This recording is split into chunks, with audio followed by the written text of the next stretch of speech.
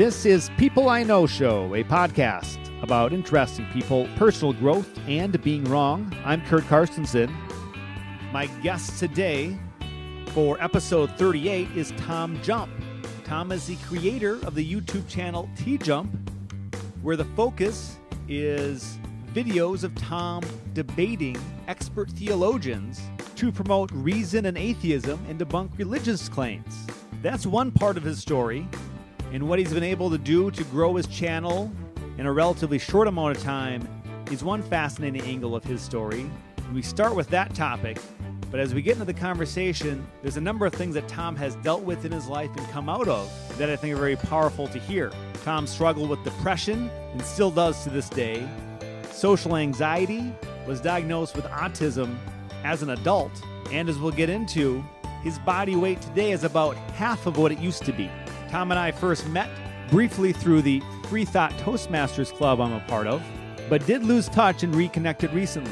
That reconnection was influential to my thinking, but also Tom being a YouTube guy is influential to how I may take my podcast forward in the future. For this episode, we did record it, full video, and you can find it on the People I Know Show YouTube channel. Links to the TJump channel and the People I Know Show Facebook and Instagram accounts will all be linked in the show notes from this episode. So please check that out, and please interact with anything that you see so that I know that you're out there listening or watching. Later on in the episode, we'll get to the personal growth and being wrong segments. And Tom, as much as anyone really that I've had as a guest so far, putting a major focus on his personal growth, and someone like me that's embraced being wrong. Thanks for tuning in as always, and I hope you enjoy my conversation with TJump. Hello everybody, Kurt Carstensen here with TJump, my guest today for People I Know Show.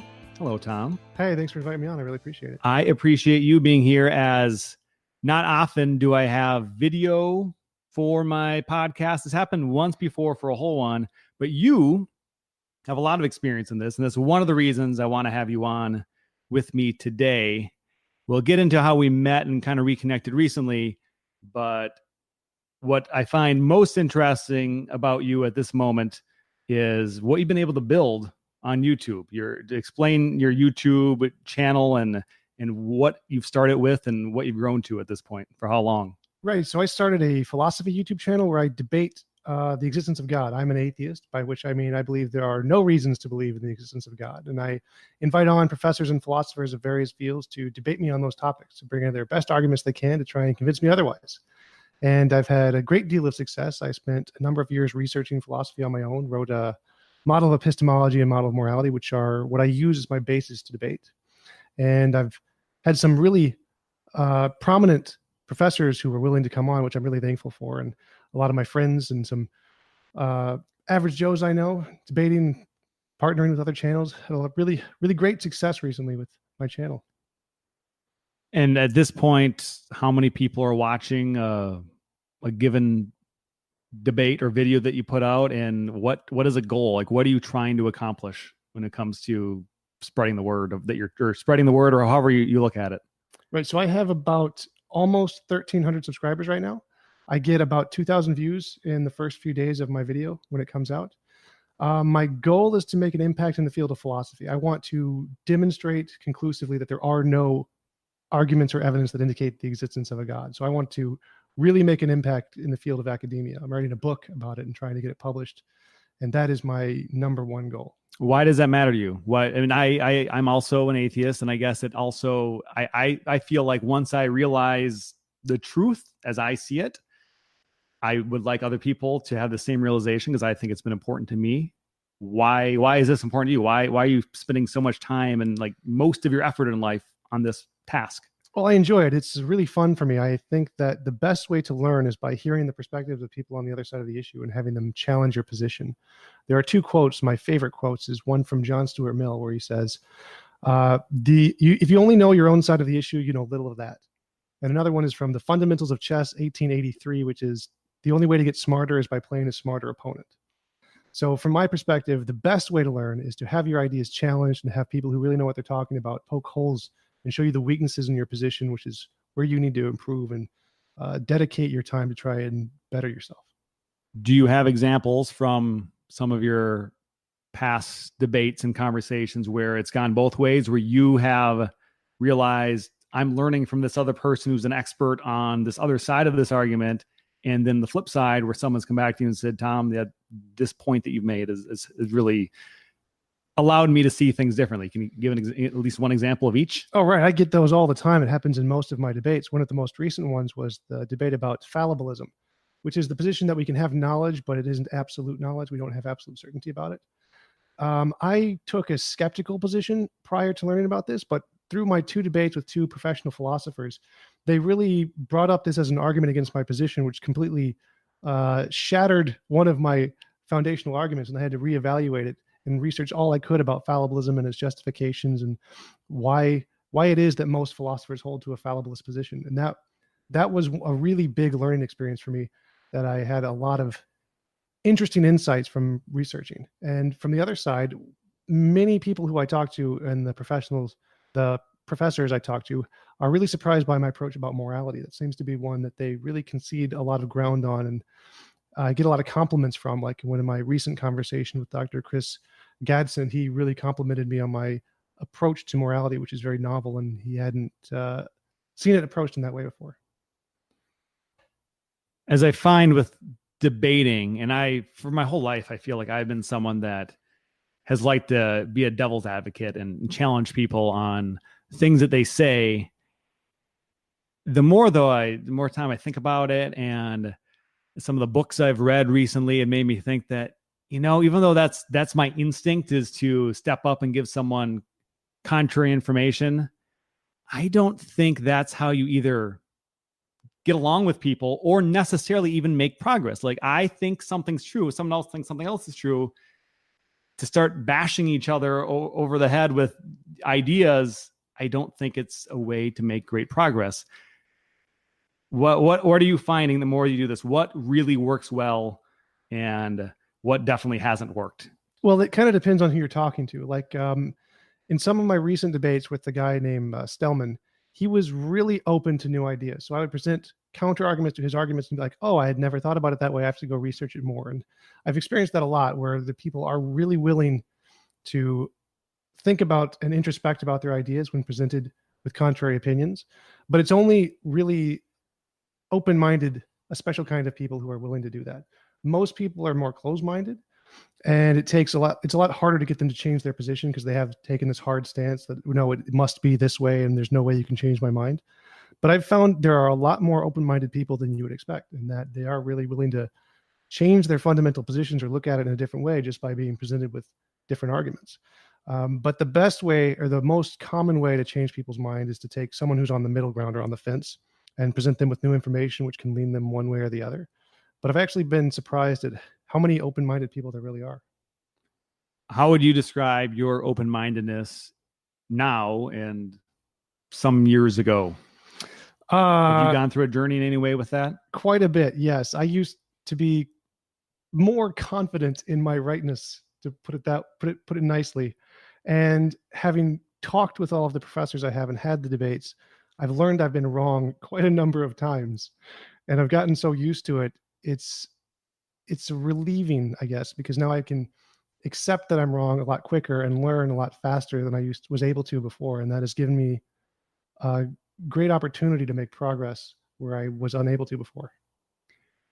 I think I can relate. That's a main motivation to have this podcast, is how people in my life have influenced the way that I think and I act. And I've talked about it before, is it used to be such a big deal where if someone would give me information that made me feel like I might not be right, I would just try to block it off, ignore it, and find some way to be right. Whereas I've gotten so good at being wrong, I find, like, I'm very much okay. I kind of like it sometimes, because that just shows, okay, I can make progress in this area because someone's given me information that's better than what I had. And that's what I'm in pursuit of.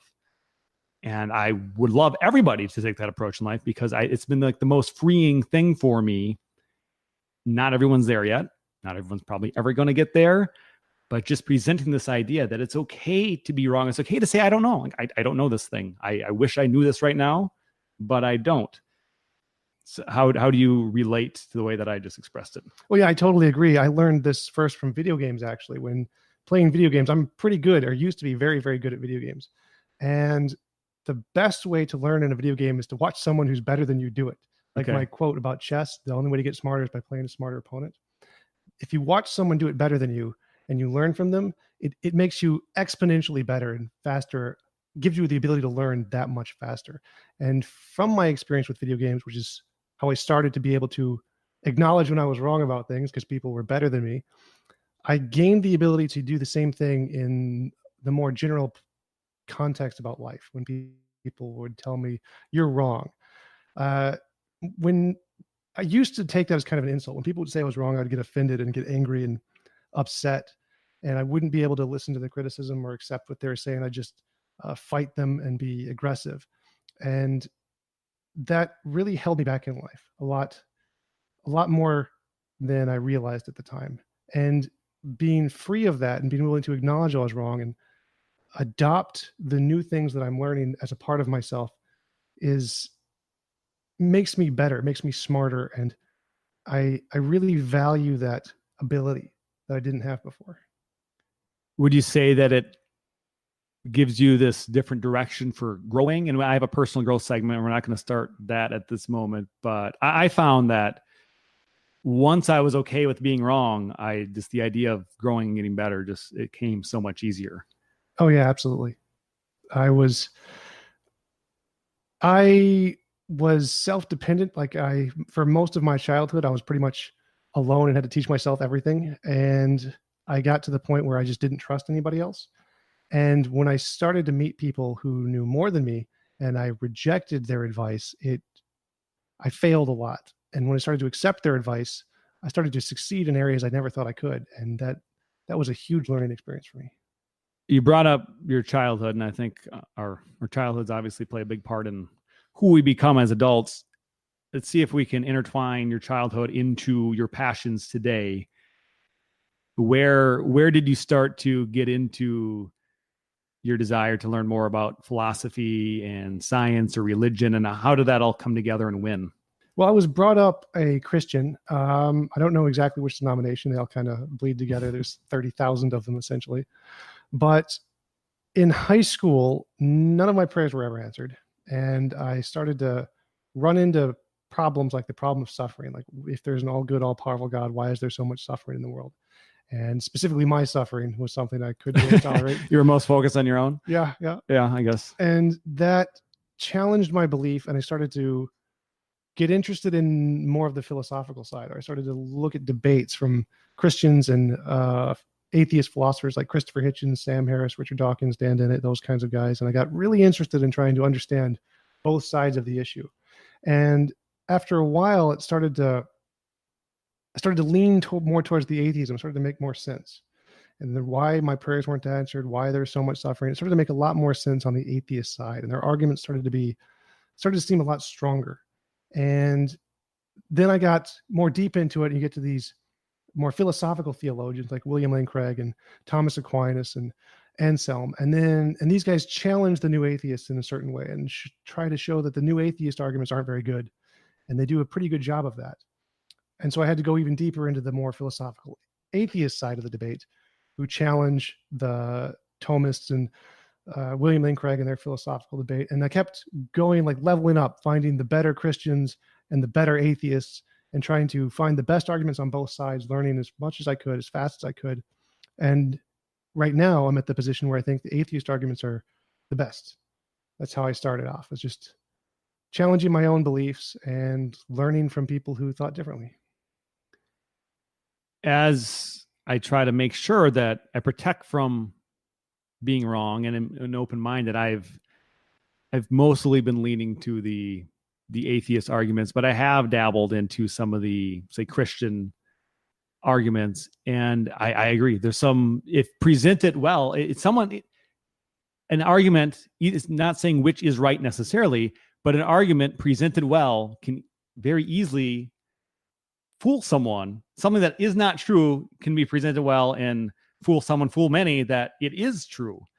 And I come back to the side that there's not enough evidence to support really any of the religious structures that exist today. Like what back in history when this all started, did it actually go the way that we perceive it today, or the people that believe today? And I'd say very unlikely.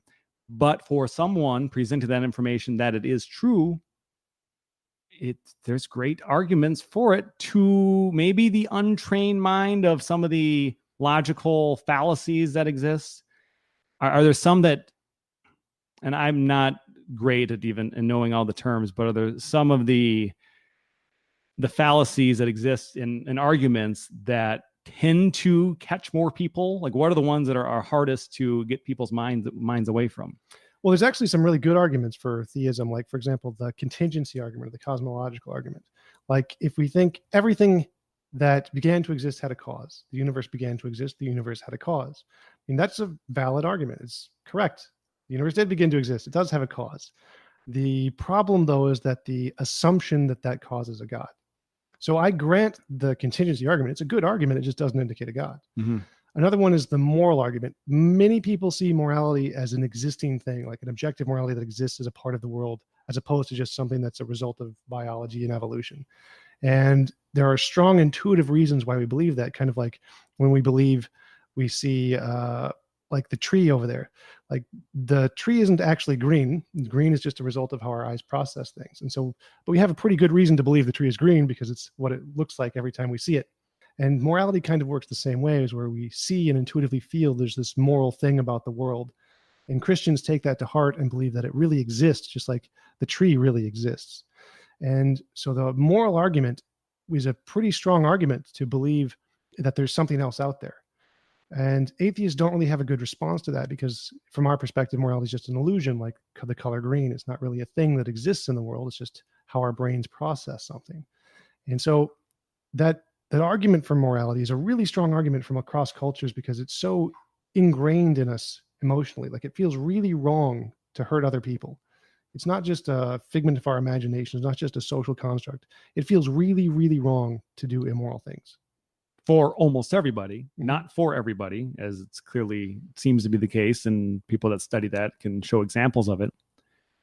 Yeah, I think when you bring up the tree being green, that's commonly known scientifically that it's colors of everything are based on our brain and the light waves and how we perceive it. And we're aware that not everyone perceives it the same, because some people have, for instance, different color blindness where they don't perceive it the same way. And it's not that the object is a different color, it's that their brain's perception of it is different. Right. Synesthesia is one of those. The problem is with this, and I think so many things, is the way we experience life is clearly one way and commonly understood to be one way. But yet the reality of so much is not experiential. We just have to really investigate it and create thoughts of understanding without really experiencing it. And I think the debates that you get into probably fit into that, as it's so much easier to experience life in a certain way, the way you're brought up, the way that it feels like if you say a prayer and something good happens relating to your prayer, that happened the way that I perceive it, but it doesn't necessarily mean it happened that way. And it really gets complicated. And I think for some people, maybe it's easier just to back away from it, not think about it deeply, and just kind of let it be. And I don't blame those people, but I guess for me and you, we're driven a little more to understanding it better. And you understand it way more than me, which it kind of makes me feel not that smart, which is good. It's good to know that someone's taken more time to learn more, because it makes me realize I don't know enough yet. I need to keep learning. I want to understand better what it took for you to, as you told me earlier, I asked, would you describe yourself as an expert? And you said you would. Explain why you think you're an expert on some of these things and what it takes to become an expert. Yes, you have to analyze it from the absolute base components. What is the only thing or the first thing we can know? And the first thing we can know, as described by Descartes, is I think, therefore I am. It's your personal experience. The fact that you exist is the first thing you can know more than anything else in the world. You can be absolutely certain about that. And then from there, well, where do you go next? Well, there's some difference between our imagination and our experience. When I imagine a unicorn, I don't see a unicorn in front of me. So there's got to be some difference there. And the question is how do we tell the difference between those two things? And that's the fundamental question of science is that thing I'm seeing really there in the world, or is it just a figment of my imagination? And trying to decide what criteria is best to use to differentiate between those two things is the debate. That's essentially the biggest question we have between a materialistic worldview and a spiritual worldview. Is like, are those spiritual things real, or are they a part of your imagination? How do we tell? And that is the fundamental difference between the theists and the atheists, is that we have different criteria for how to establish that. Where the scientists, the atheistic scientists, want testable verifiability. If you want to make a claim about the world, we've got to be able to independently verify it. Whereas the theists use other kinds of things like philosophical arguments and say the philosophical arguments, like the moral argument and the contingency argument, and all kinds of other arguments like the ontological, teleological, cosmological, these arguments are also good ways to tell the difference between things in our imagination and things in the world. And there's not really a good answer there of how to differentiate, like which one's really, really provably better. We don't have an answer on that in philosophy. It's not a solved question. But the tendency is to lean towards the atheistic. We need verifiable testability.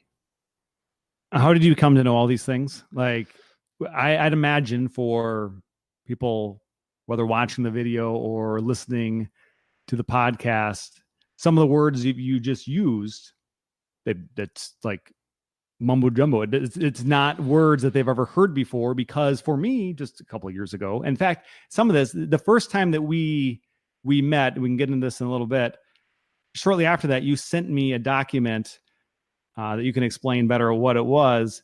It involved a lot of just really big words that I've never considered before. And it was difficult for me to like kind of get through it. So when you're having this conversation with me and the people are listening that haven't considered some of the stuff that you've considered, or you're debating on your YouTube channel, I fear that there's just a gap where you've progressed to a point where your knowledge base is at a level that some people just aren't ready for or don't even want to deal with. And I just imagine you've got to get really good at pulling back and talking in common terms. I kind of lost where I was going with that question. I'm not even sure it's a question, but that's something you must deal with. Oh, absolutely. It's hard to do abstractly, like to break it down into the most basic terms off the bat is hard for me because I'm so used to using the terminology, the philosophical terminology, because I know the background. It's just habit for me. So there are people who I talk to who aren't trained in philosophy. Like I have conversations with acquaintances and friends on my YouTube channel as well who don't have a background in philosophy. And I have to kind of explore that with them. Like, do you understand what this concept means? If not, let me break it down for you. And I go through point by point to try and explain it better, but I don't really know how to do that innately. It's not habit for me. My habit is just to use the big words because I'm used to it. Let's step away from the big words, and I want to get a better sense of who you are. And I recently we reconnected after first meeting. It must have been somewhere between a year and 2 years ago where we first met. It was at Free Thought Toastmasters as you were exploring different ways of possibly getting more debate practice at that time, is what I remember it to be. You showed up to a few meetings as a guest, ended up not joining. So at some point you disappeared, perhaps in many cases like that, never for me to be seen or heard from again, possibly.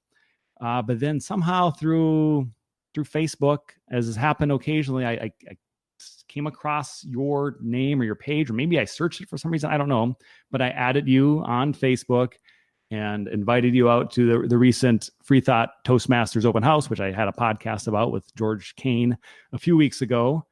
And we reconnected there. And since then, we've gone out together one time just to talk. And I find your life to be fascinating. I think everyone's life is fascinating, but the fact that you were this person that showed up into my life briefly, we didn't really interact that much, and then I finally spent time getting to know you in your life, to me, is fascinating. So I guess I'm glad I entertain you. Yeah, the purpose for you to exist now is just solely for my entertainment, Tom. Yeah. So thank you. And I guess in the meantime, you can do your other things that you find so important. So a few things and you can elaborate on them in whatever ways you want to or feel comfortable. The fact that you are at this expert level, and it sure sounds like it every time I hear you talk, you told me that for the bulk of about 8 years, you didn't do a whole lot except for just kind of be in your home and research. Yeah. I had major depression. I was diagnosed with major depression for most of my childhood, most of my life. And I was extremely introverted, had extreme social anxiety.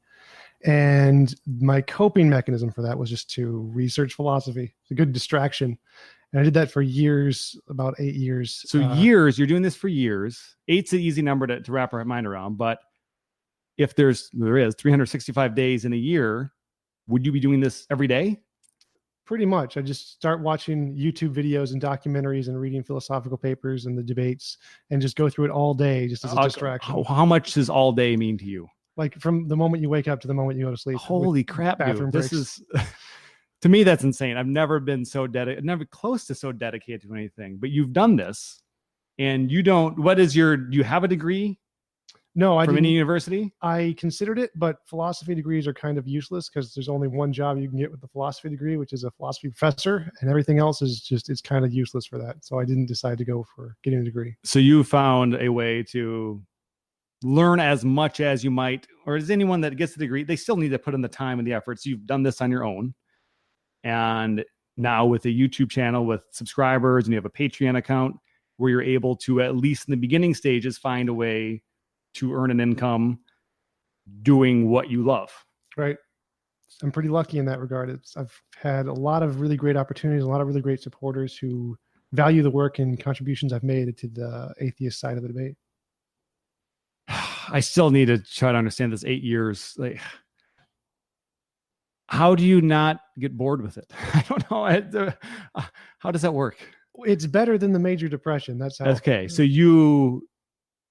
when you were in your deepest depression, explain that and what it was like to come out of it, or maybe be in it still, but be distracted in this way. That's a hard thing to ask. It's really hard to describe how bad you feel when you wake up like that.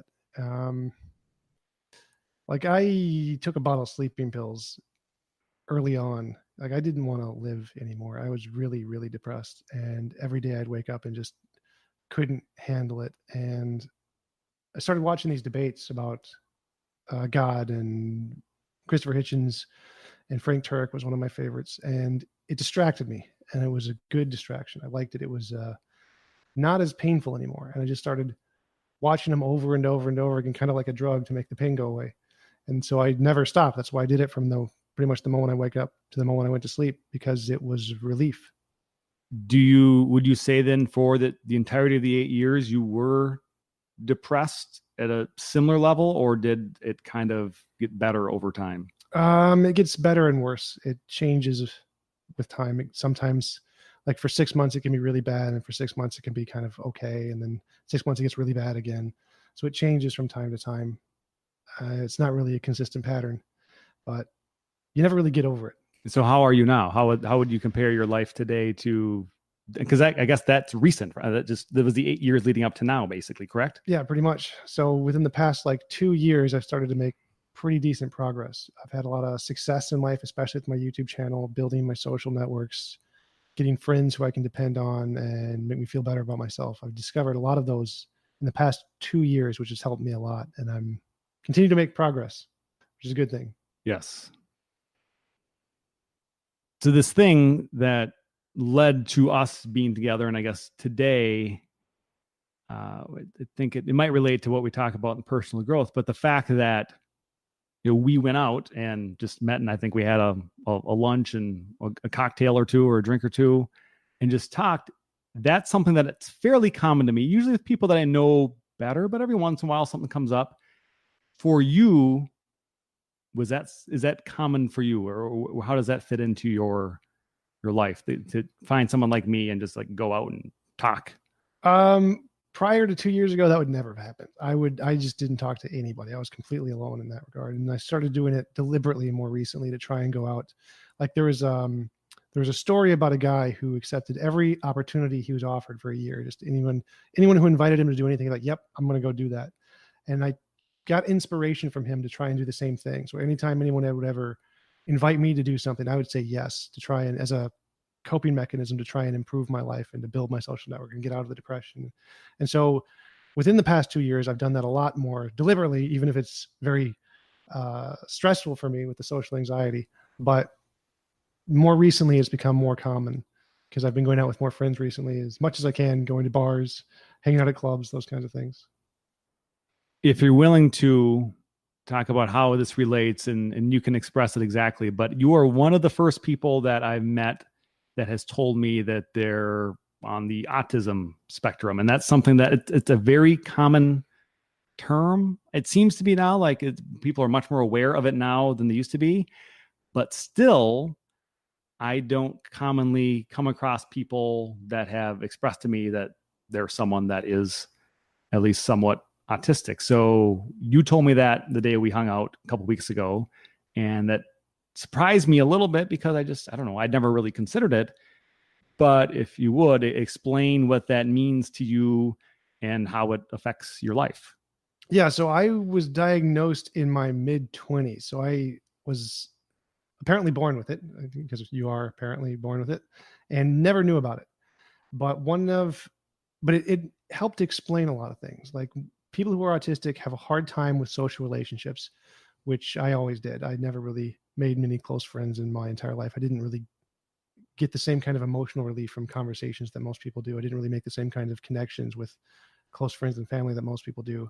And I was very logical, very rational, and not as compassionate when talking to people. I was pretty like, no, that's wrong. Stop wasting my time. No, I'm not. I don't even care what you have to say about it. Completely just absolute logical and compassionate about the facts and nothing else. And that's one of the things about autism, is that you're very, very hyper focused on things and not as emotionally or socially geared to understand the emotional side of relationships. And it makes sense when I look back because of how bad I was at the emotional thing and how I had to learn it more recently in the past 2 years, and how to do all of those things and have meaningful relationships and to be more considerate when talking to people. It's a hard realization, but it's relieving in a way to know that it's not my fault, that it was something I was born with that I didn't have control over.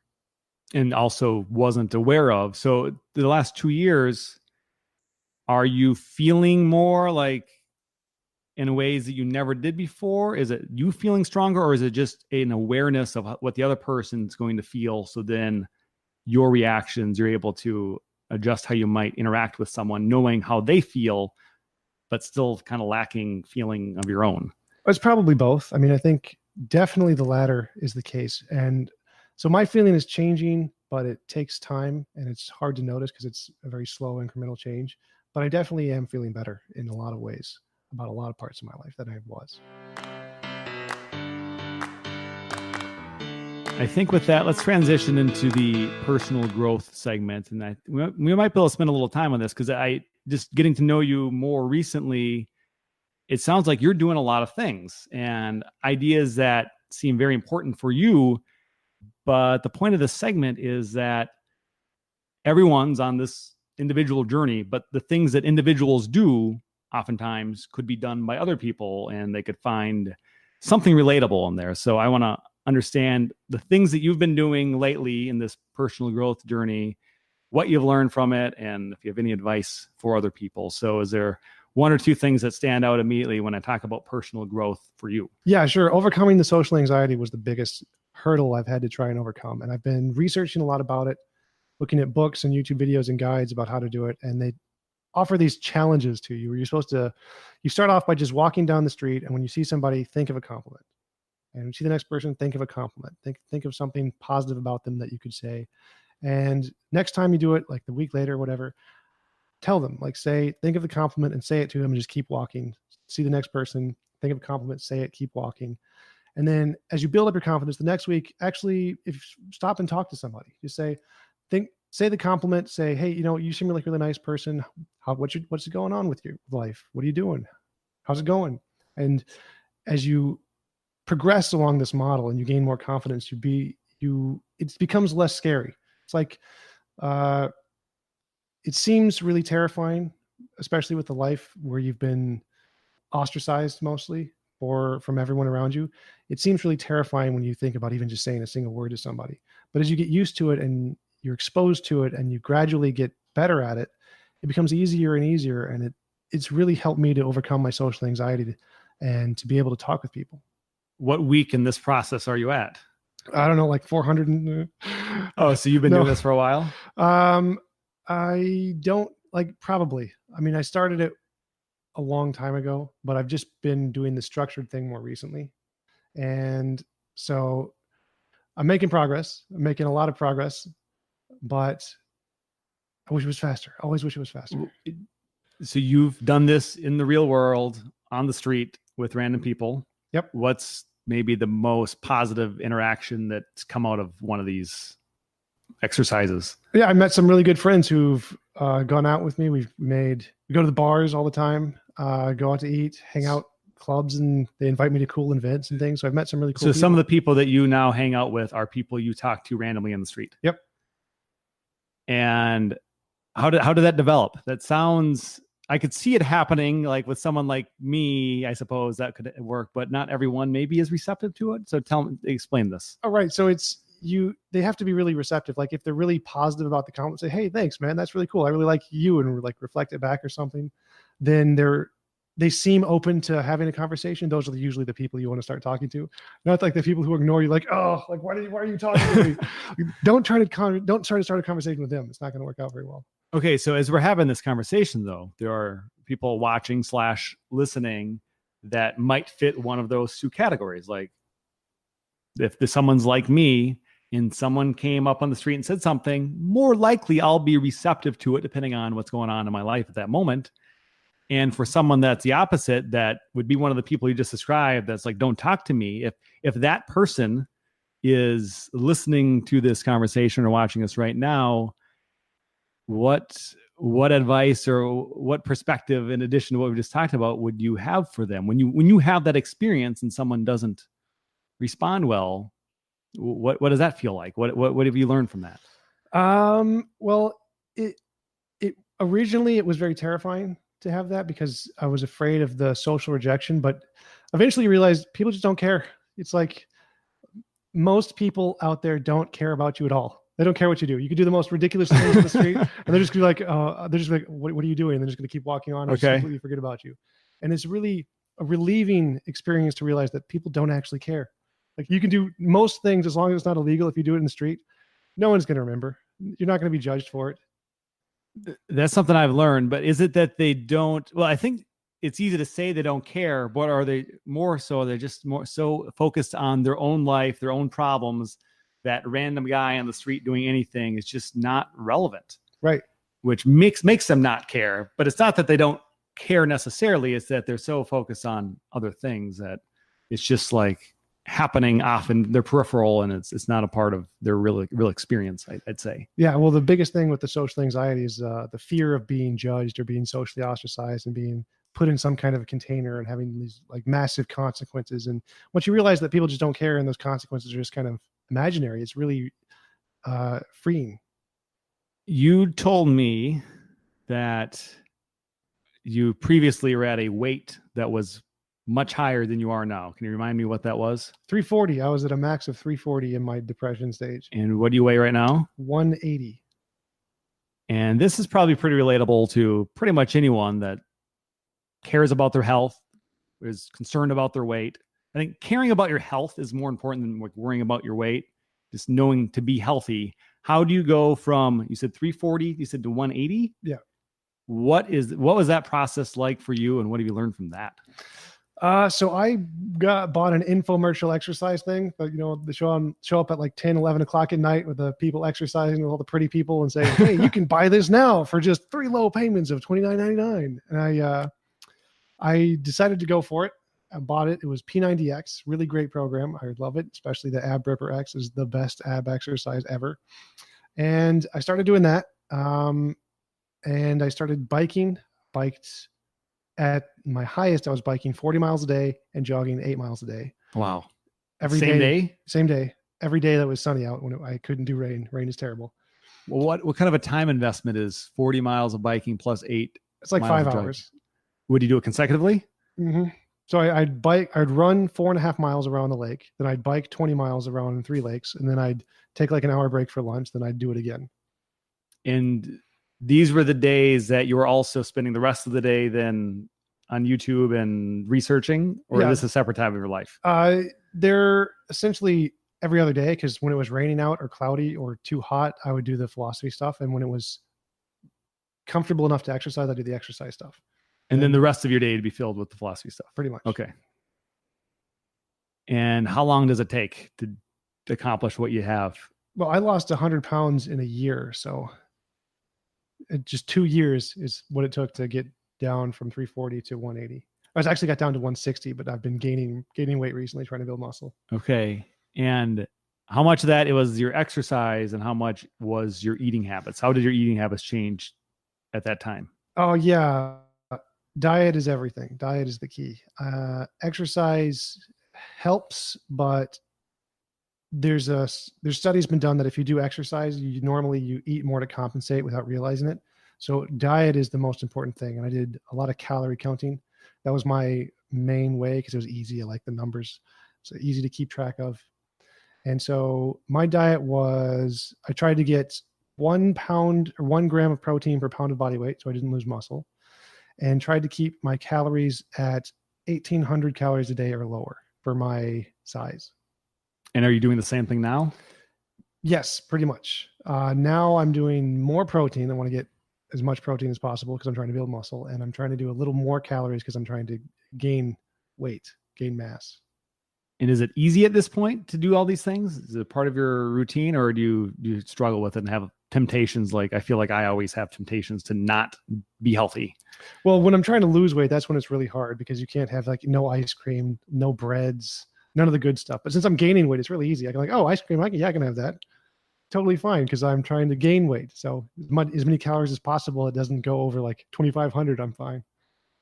So you've literally transformed yourself from a different person. When you think back to the previous version of yourself. Oh God, don't make me. You don't. I don't have to. All right, you don't want to. Okay. Okay. Well, we'll move on from that. I find that there's so much that you've learned from that point, and what else from there would go into personal growth that you think is useful to share that maybe doesn't come up when you're talking to people philosophically or debating them on your YouTube channel, but you've transformed this other way in your life that so many people are trying to grasp for some way to improve this about themselves, and it hasn't worked for them. So what else is there that you think is important? Yeah, motivation is key. You have to find something, some goal, some ambition that drives you. For me, it was attractive women. That's my goal. I don't know if that'll work for everybody, but it's what worked for me. So the end point was, I want to meet and have a chance with women that I find attractive. Right. And you recognize that at your state that was unlikely.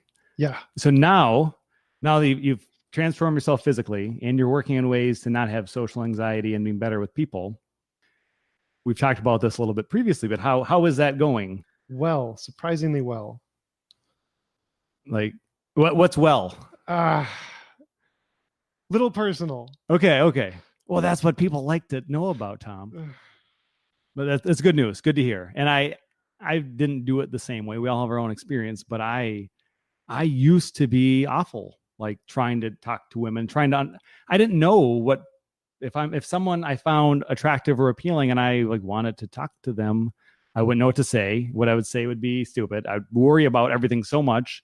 And in time, I find that if the goal is to attract someone that you want to have in your life, first off, improving yourself, like really being able to demonstrate to yourself and to other people that I am working on these things. I'm doing great in all these areas. And honestly, doing that is important, but also just being confident enough to feel comfortable in the presence of people you don't know very well. And when that person happens to be someone that you like to know better based on whatever is going on in your body, and you're feeling like, yeah, this is someone I might like, that's all of that doesn't come together quickly. I don't know that anyone's really naturally good at that. Some people seem to be, but I think it all just takes time and skill. And it seems like that's just one of the areas that you're you're focusing on. And it sounds like you're getting some results based on the way you've just reacted. Yeah. Yeah. Is there any more personal growth things that you're doing? I think there's some that you've told me about. Well, I'm not sure, because the exercise, the body stuff, the social anxiety, my philosophy stuff, I mean, that covers a lot. I'm not sure what else there would be. The one thing that you mentioned earlier before we started recording is you have tonight, it happens to be Wednesday as we record this, but you have dance. Oh, right. Yeah, there's a lot of hobby things I'm doing. I'm doing improv class, dance class, trying to learn rollerblading, photography, starting my own website for my philosophy stuff and my photography stuff, archery, a bunch of hobbies. I'd like to learn all the kinds of dance, salsa, swing, tango, flamenco, waltz, ballroom, Latin, pole dancing. Let me know when that class is, Tom. As you describe all these things you're doing, I get the sense that where do you find all this time? But then I realize through your 8 years of being a self-taught expert in an area that you now can go out publicly on YouTube and earn enough income so that you don't have to like go to a job for 8 hours a day, 5 days a week, like a lot of people do, like I still pretty much do. It allows for all this time. So that is, I think I'm striving for that. I would like my podcast to grow to a way where I can work less in other areas, but you're doing that. And it seems like your life is improving and improving because you have this time to pursue things that you either enjoy or know that are good for you, but you have the time to do it, it seems like. Yeah, that's a really important aspect. The fact that I was lucky enough to find as much success as I have in YouTube, and I have so many just really great supporters who value what I'm doing to support me financially, is absolutely amazing. I can't believe how much and how generous the people who I'm associated with have been to my channel. It's really liberating that I have that much free time now because of the financial support they're giving me to be able to explore and improve myself and develop in life. And I got to believe that by developing all these other areas of your life and being better with new people, random people, all these different situations, when it comes to debating and expressing your understanding of information to whoever's over on the other side of the debate or the people that are watching you, everything's going to become more relatable. Like life just becomes more relatable to what you've learned. And I think as you do that, you're going to be able to adapt to connecting with more people more easily, more quickly, and just better. Yeah, I hope so. I think that's probably happened, because when I started off doing my early debates, I was probably not as personable and not able to relate and communicate my ideas as clearly as I can now. I think it's a lot easier, and I've gotten a lot better at it with the practice that I've had, especially in the social realm when it not related to philosophy. Just being able to communicate better with people has helped me a lot to be able to express my positions even in the philosophy stuff. I think all that you're describing about your life is very influential, and that's an important concept for the podcast, especially lately, is that people have influenced my life. You directly haven't necessarily influenced me a ton yet, but I imagine we will. But just the fact that we reconnected, that's a thing that I find influential in the way that I got to keep my eyes open for people that I've come across that I didn't give a lot of time to, that could have great value in my life. And I see that you can be one of those people. And for you, perhaps I can be that as well. And just the fact that we all can be influential in regular, everyday people's lives that we come across. And we need to be aware that these people that are kind of on the background of our existence, that let's bring some of them to the foreground and see what we can do. So that's. Yeah, thank you. I really appreciate the compliment, and I hope I can be as beneficial to your life as you are to mine as well. That's great.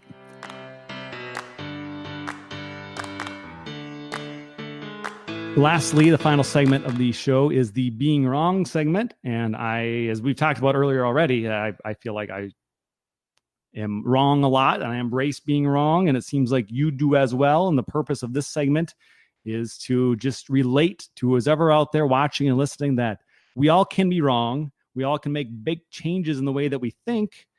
And I want to hear from you, Tom, as we've gone through this conversation. When I ask you what you've been wrong about, definitely been wrong about, that what you think is worth sharing, what comes to mind?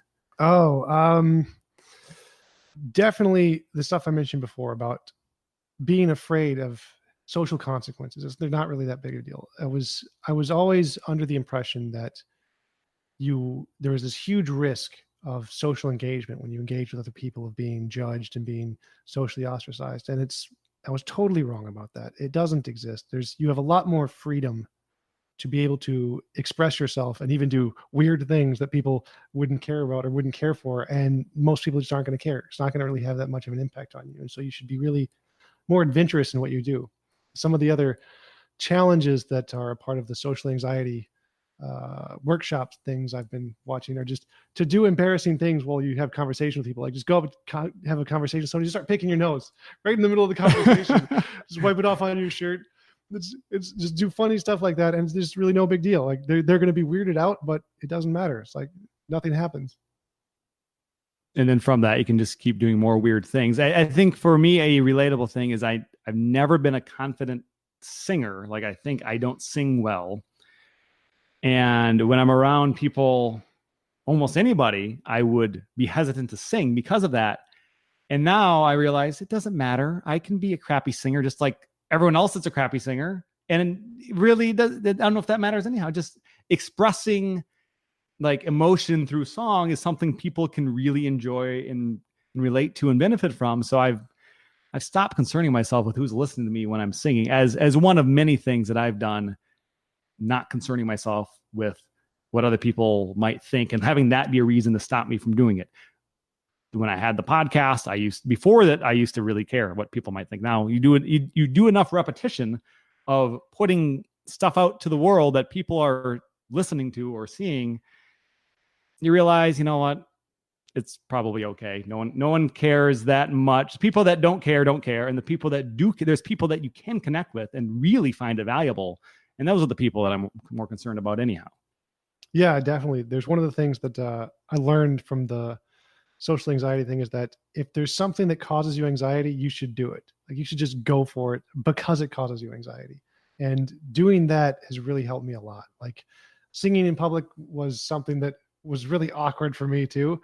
And so when I was biking around the lake and running around the lake, I just started singing with my my YouTube or my iPod songs, Frank Sinatra, like Fly Me to the Moon and stuff while I'm jogging around the lake, and all these people would look at me weird, and I'd just like, yeah, okay, hey.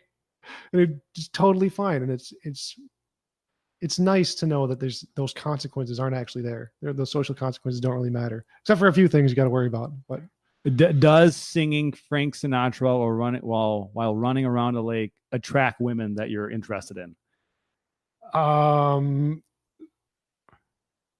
I don't think so. I don't think it would either, but that's okay. I think the skills you're learning by not being concerned about being yourself will then attract women later on. That's my hunch. Yeah. Any final thoughts from you, Tom? Well, yeah, thanks again for inviting me on your show. I really appreciate it. Thanks for being a good friend and going out to the bar with me. That was a really good kimchi burger, by the way. Surprising combination of ingredients. If someone's interested in the kimchi burger, that was at the Pour House in Uptown Minneapolis, where we went out a couple weeks ago. Yeah. Thank you, Tom, for joining me. And I'll put it all in the show notes, but one plug from you specifically about your YouTube channel for people to go check it out. Oh yeah.